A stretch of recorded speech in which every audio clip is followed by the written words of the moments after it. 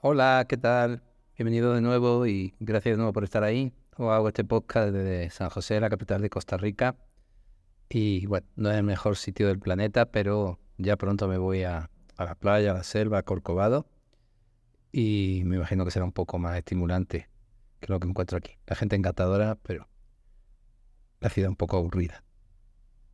Así que gracias por estar ahí. Y hoy os voy a hablar de un tema que me interesa muchísimo, que son las organizaciones de significado personal.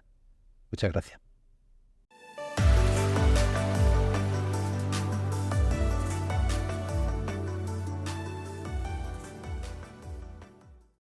Bueno, ¿qué es la organización de significado personal? Primero voy a hablar de otra cosa, voy a hablar primero de lo que es el apego y luego voy a hablar de la OSP, la Organización de Significado Personal en adelante. El apego, al contrario de lo que mucha gente cree, es una necesidad que en principio el niño, pero también nosotros como adultos toda nuestra vida, creamos para poder regularnos con los demás. Bien, yo puedo decidir si quiero estar con alguien o no, ignorarlo o acosarlo. Pero un niño no puede hacer eso. Un niño biológicamente está determinado a vincularse de una forma afectiva con sus cuidadores. Cuando las estrategias que le regulan con sus cuidadores son sanas, son biológicamente adecuadas, hablamos de un apego seguro. Pero si el niño tiene que hacer un sobreesfuerzo para poder regularse con sus cuidadores, entonces vamos a hablar de un apego inseguro. Y cuando ninguna regulación es posible, pues entonces hablaremos de un apego que llamamos desorganizado. Bien, ¿por qué cuento todo esto cuando me refiero a la OSP? Porque Guidano, cuando habla de la OSP, habla de algo parecido y es la estructura que tenemos que crear para darle un significado personal al mundo, a nuestra identidad durante toda nuestra vida y es única.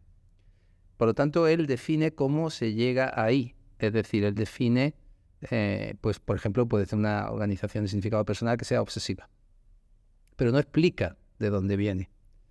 Y para mí esto es muy, muy importante. Con mi modelo Parcube siempre he intentado entender por qué se llega a un sitio, no solamente dónde está uno, sino cómo ha llegado ahí. ¿Para qué? Para poder corregir lo que ha ocurrido.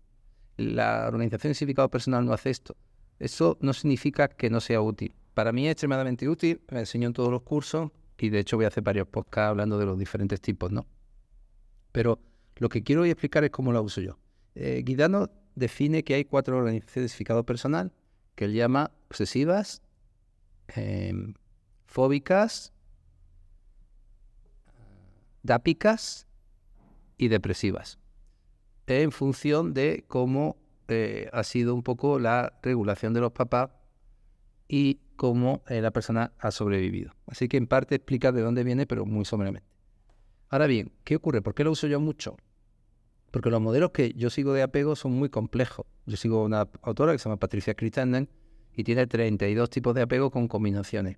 Por lo tanto, cuando yo estoy evaluando a una persona y me doy cuenta de que es una persona cuidadora compulsiva o que es una persona muy dependiente, me gusta también poder entender cómo funcionó su infancia, cómo fueron sus reguladores emocionales en los primeros años de vida, sus cuidadores, si estuvieron o no estuvieron. Y necesito entender a sus cuidadores. Pero claro, si yo me pongo en un sistema tan complejo como el de apego para entender a sus cuidadores, me puedo volver loco. Entonces, ¿qué hago? Cuando yo estudio el apego de mis pacientes, lo que hago es que evalúo el apego de sus cuidadores. Y me es muy útil, ¿por qué? Porque puedo definir a sus cuidadores dentro de 4 grandes grupos, que son los que he dicho antes. Lógicamente, cuanto menor sea, menos grupo haga, menos definido sea la clasificación, más posibilidad hay de que cometa un error. Pero como lo que me interesa es el paciente, el tener solamente 4 grandes grupos a la hora de poder entender a los cuidadores me ayuda muchísimo a entender cómo funciona esa familia de una forma muy rápida. Y ya después, digamos, cuando estoy con el paciente, ya puedo usar el microscopio e ir con mucho más detalle a qué tipo de apego tiene y cómo ha sobrevivido. Perdón si se escucha un ruido de fondo, pero es que estoy al lado de una vía del tren y el tren cruza la ciudad y tiene la mala costumbre de pitar bastante fuerte. Intentaremos mejorarlo, pero si escucháis algún ruido de fondo, ya sabéis qué es eso. Bien, entonces, ¿qué es una organización de significado personal? En principio sería un sistema explicativo que permite a la persona tener una imagen consciente de sí misma y que le dé un significado a lo que ha experimentado. Y aquí tenemos que definir algo. Guidano entiende, y yo estoy totalmente de acuerdo, y es el único autor que yo he encontrado que habla de esto, él es psiquiatra italiano, que el proceso mental de los seres humanos se da a dos niveles completamente distintos. A un nivel emocional, que sí que compartimos con todos los animales, y a un nivel cognitivo, que solamente tenemos los seres humanos. Pero no solo eso, sino que ese nivel cognitivo solo va a aparecer a partir de los 4 años, va a empezar a aparecer poco a poco madurando, y no termina de madurar hasta los 25 o 30 años. Por lo tanto, nosotros estamos en una dualidad de la percepción de lo que vemos constante. Es decir, constantemente estamos viendo la realidad a dos niveles, a un nivel emocional y a un nivel cognitivo. Esto no lo puede hacer ningún animal, no lo puede hacer un niño, y personas que tengan trastorno de espectro autista tampoco lo pueden hacer de un modo adecuado. Por lo tanto, y esto es muy importante, cuando nosotros tengamos una experiencia, una emoción determinada, le vamos a tener que dar un significado. Vamos a simbolizarlo de algún modo. ¿Y cómo lo hacemos? Lo hacemos mediante el lenguaje. ¿Sí? Personas pueden hacerlo mediante el arte, pueden hacerlo mediante la música, lo pueden hacer de muchos modos. Pero al principio cualquier niño de 4 o 5 años va a empezar haciéndolo mediante el lenguaje. Obviamente podemos pedirle que haga un dibujo y podemos interpretar ese dibujo y podemos evaluar qué está ocurriendo en ese dibujo. Pero en principio me interesa mucho lo del lenguaje. Por lo tanto, cuando nosotros tengamos una experiencia en la infancia, por ejemplo, siento miedo, nosotros nos vamos a tener que dar una explicación, un significado, un símbolo. Y el símbolo que yo me puedo dar puede ser, por ejemplo, siento miedo porque el mundo es peligroso. ¿Sí? Por lo tanto, esa creencia semántica, esa creencia negativa, que diría lo de MDR, va a sostener mi identidad todo el tiempo. Así que cuando yo creo que tenga 15, 16, 20 años y sienta miedo, lo que voy a creer es que siento miedo porque el mundo es peligroso. Bien, os voy a adelantar algo y ahora vuelvo otra vez a la necesidad del significado personal. ¿Qué ocurre? Que si yo tengo 42 años y tengo un hijo y pienso que el mundo es peligroso, voy a creer que el mundo también es peligroso para mi hijo y voy a tratar de protegerlo. Por lo tanto, le voy a hacer sentir que el mundo es peligroso. Le voy a decir, no salga a la calle que hace frío, o no juegues con los niños esos que no me gustan, o no te vayas de viaje de fin de estudio, te vaya a pasar algo. Y esto lo llamamos una organización de significado personal fóbica. Pero ya iré hablando en otro podcast sobre esto. Por lo tanto, esta organización le da un sentido, una continuidad a lo que uno siente. Le ayuda a organizar la experiencia. Y tiene un error, y es que mientras más rígida sea la organización, más determinista va a ser la valoración que haga y la forma en que lo va a vivir. Por lo tanto, al destacar un contenido informativo, por ejemplo, de que el mundo es peligroso, eso va a limitar la posibilidad de que haya otra experiencia alternativa. ¿Sí? Porque, por ejemplo, yo le podría decir, bueno, pues en realidad esta ciudad no es peligrosa, o esta sí, pero, o por ejemplo, ya a esta distancia no sería peligroso para el niño.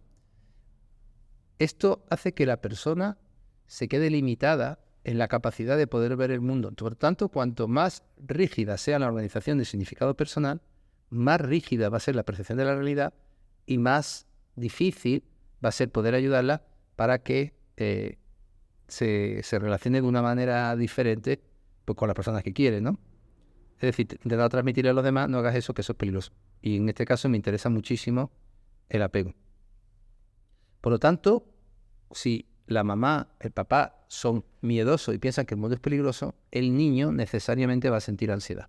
Y, por ejemplo, va a limitar la exploración. Y, por lo tanto, se va a encontrar en una posición en la cual va a dejar de explorar porque el mundo es peligroso, o se va a poner en una necesidad de tener que demostrar que no tiene miedo o que tiene que crear su propia identidad, su propia organización de significado personal y, por ejemplo, va a ser una persona muy aventurera o que va a estar constantemente enfadado con los padres, porque para poder crear su propia identidad, al ser los padres tan rígidos, va a tener que crear también una identidad propia que probablemente también sea bastante rígida para protegerse de ello. Es decir, es como si el niño estuviera abocado a una dialéctica en la cual o soy idéntico a mis padres y percibo que el mundo es peligroso, o tengo que ser completamente distinto y por lo tanto me tengo que demostrar constantemente de que no tengo miedo a nada.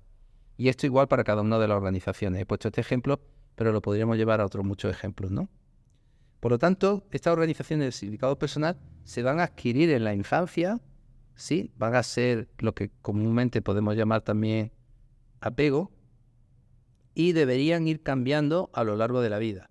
Pero mientras mayor sea la rigidez mental, mayor va a ser la continuidad de esta organización y más difícil va a ser que se modifique. No olvidéis que el mayor indicador de psicopatología en las personas ya adolescentes y adultas es no tener teoría de la mente, y que la organización y la flexibilidad de una persona está totalmente relacionada con esta teoría de la mente. Por lo tanto, a mayor flexibilidad esperamos que haya mayor salud mental.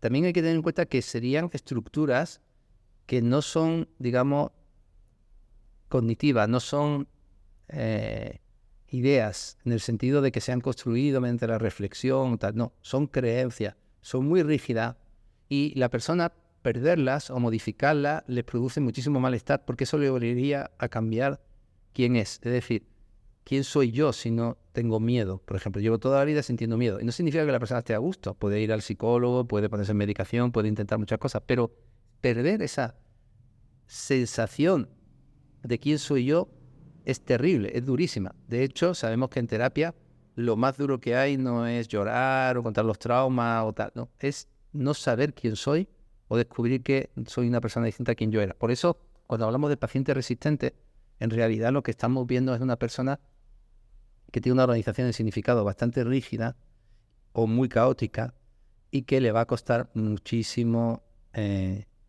superarla. Porque eso también es otra cuestión. Es decir, igual que he hablado de que hay organizaciones de significado personal muy rígidas, el no tener ninguna organización de significado personal es terrible, porque entonces no sé quién soy yo. ¿Sí? Y esto es una de las cosas, por ejemplo, que estamos viendo mucho en chavales jóvenes últimamente, ¿no?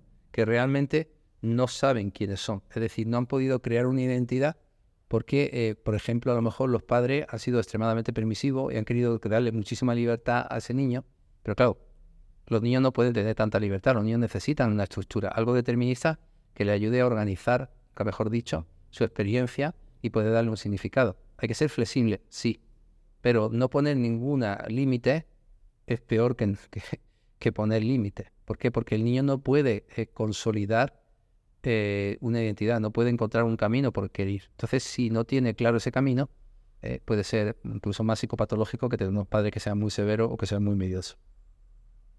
Por lo tanto, esta organización de significado personal, insisto, es una experiencia tácita, emocional, es decir, una qualia que decimos, es algo que se siente, no es algo que se haya elaborado de una forma reflexiva, no es decir, bueno, voy a votar a un partido político porque creo que su programa es mejor, sino como cuando uno de un equipo de fútbol, no de un equipo de fútbol porque haya ganado más partidos o más premios, es del equipo de fútbol pues porque cuando era pequeño mi padre me llevaba a ver ese equipo, o nací en la misma ciudad del equipo, o mi hermano era de otro equipo y nos peleábamos por quién ganaba, ¿no? Y entonces esto le llamamos una creencia. Esa organización de significado personal es algo que no es innato, pero que sí que se percibe como que siempre ha estado ahí.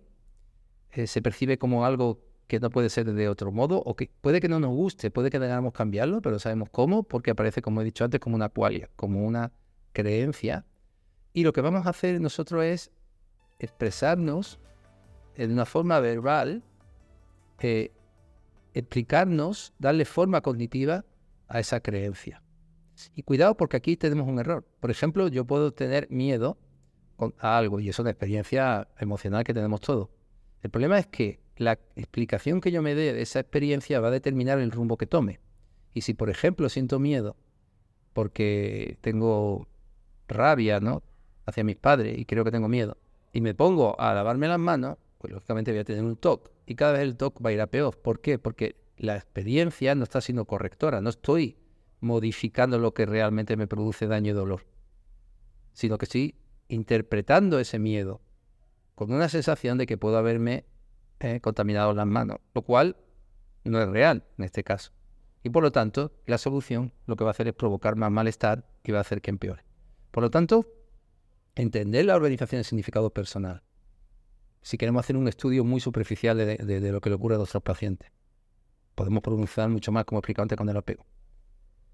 Pero sobre todo entender la organización significada personal de nuestros padres, de nuestros cuidadores, de las personas que nos fueron nuestra figura de apego en la infancia, y entenderla en nuestros pacientes, nos ayuda muchísimo a poder entender cómo la persona ha sobrevivido a nivel emocional. Algo que, como he dicho miles de veces, es fundamental en mi modelo Parcube. porque nos ayuda a buscar esa experiencia faltante y a poder corregirla de una manera mucho más adecuada. Así que nada, muchísimas gracias, seguimos en contacto, seguimos juntos, seguimos aprendiendo y como siempre, muchísimas gracias por estar ahí.